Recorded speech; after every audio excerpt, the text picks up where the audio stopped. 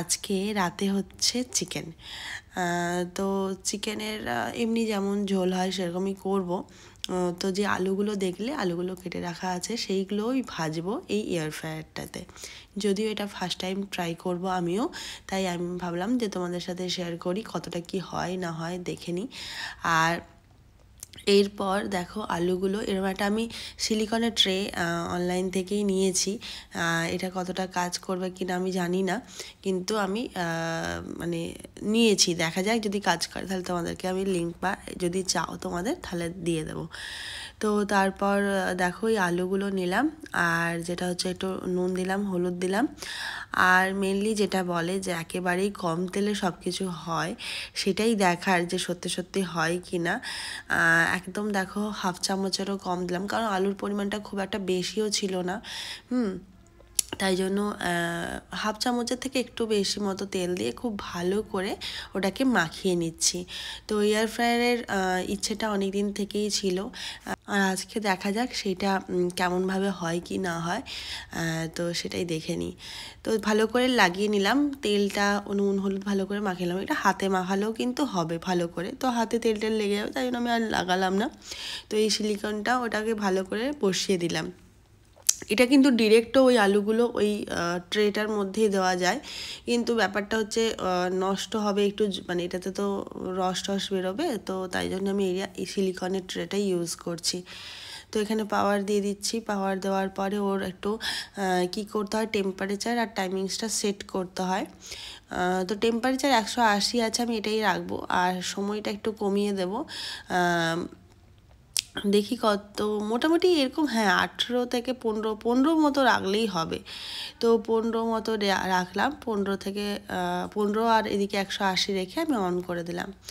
তো দেখা যাক কতটা কি হয়, জানি না। আর মাঝখানে দেখো 6 মিনিট বাকি আছে, তো সেই সময় আমি একটু খুলে ওটাকে নেড়ে নেব। এখন তো হয়নি দেখছি, আর একটু উল্টে পাল্টে নিলাম, কারণ যদি মানে এয়ার ফ্রায়ার তো এদিকে একটা দিকের হয়তো লেগেছে, আরেকটা দিক লাগেনি, তাই জন্য 6 মিনিট বাকি থাকতে আমি একটু, বা 5 মিনিট বাকি থাকতেও করতে পারো, 8 মিনিট বাকি থাকলেও করতে পারতে। আমি এই সময় একটু মাঝখানে খুলে দেখছি কতটা কি হয়েছে। আর মানে এক্সাইটমেন্ট তো ধরে রাখতে পারছি না যে কি হলো, মানে আমি তো রান্নাশালেই ঘুরঘুর করছি বলতে গেলে, যে কি হলো একবার দেখি। এই হচ্ছে ব্যাপার, ফার্স্ট টাইম তো হয়তো করতে করতে আর এই ব্যাপারটা হবে না। তো দেখো ওটাকে ভালো করে নেড়ে নিলাম, কিন্তু বিভৎস গরম, খুব সাবধানে এটা করতে হবে। তারপর দেখো আবার জাস্ট শেষ হলো, শেষ হওয়ার পরে আমি পাওয়ারটা অফ করলাম, তবে পাওয়ার অফ করলে কিন্তু গরম চলে যাবে না, প্রচণ্ড গরম থাকে।